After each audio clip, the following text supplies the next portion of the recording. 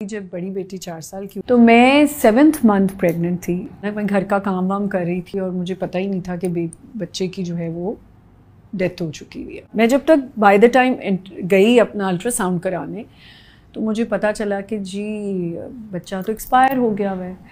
اب وہ جو 5 days کا ٹراما تھا میری زندگی کا، کیونکہ میری جو ڈاکٹر تھیں وہ کہتی تھی کہ میں آپریٹ نہیں کروں گی، اس بچے کو آپ نے نارمل ڈیلیور کرنا ہے. میں اس بیڈ پہ لیٹ کے صرف لوگوں کو آبزرو کرتی تھی کہ جو آ رہا ہے کوئی نہ کوئی ایسی بات کر رہا ہے، ہائے بیچارہ بیٹا تھا نا، بیٹا تھا. مطلب میں صرف یہ سوچتی تھی، کسی کو میری فکر نہیں تھی کہ میں کس چیز سے گزر رہی ہوں.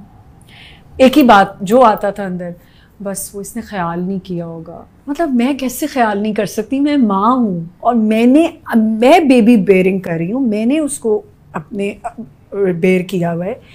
اور کیونکہ وہ سیڈیٹ کرتے تھے مجھے اور اس بچے کو چھوٹا کرتے تھے اس بچے کی ڈلیوری کے لیے، اور وہ کیونکہ اس کو آپ کو شرنک کرنا پڑتا ہے بیبی کو، اور وہ جو 4 دن تھے نا میری زندگی کے، وہ جیسے جیسے شرنک ہوتا جاتا تھا. میری امی سامنے بیٹھی ہوتی تھیں اور میرے لاز میں شادی چل رہی تھی کوئی، سب کو یہ فکر تھی کہ ہم نے شادی پہ پہنچنا ہے، اور میں اکیلی اس ہاسپٹل میں ہوتی تھی اور میری امی ہوتی تھیں. اور کیونکہ میرا ہسبینڈ اوبیسلی ساتھ ہی تھا. اور جب ہم نے اس بچے کو، جب وہ ڈیلیور ہو گیا، بہت پینفل ڈیلیوری تھی، بہت زیادہ پینفل تھی. اس کو ہم نے خیر اس کا دفنایا، سب کچھ ہوا. اس کے بعد مجھے 5th month میں پھر مس کیریج ہوا، وہ بھی بیٹا تھا. پھر جی میں نے یہی سنا، او ہو پھر بیٹا تھا دیکھو چلا گیا. پھر 8 weeks کا ہوا تو اس طرح 3 ہوئے. پھر میری ماشاءاللہ سے پھر بیٹی ہوئی اور میں بہت خوش تھی جب میری بیٹی پیدا ہوئی.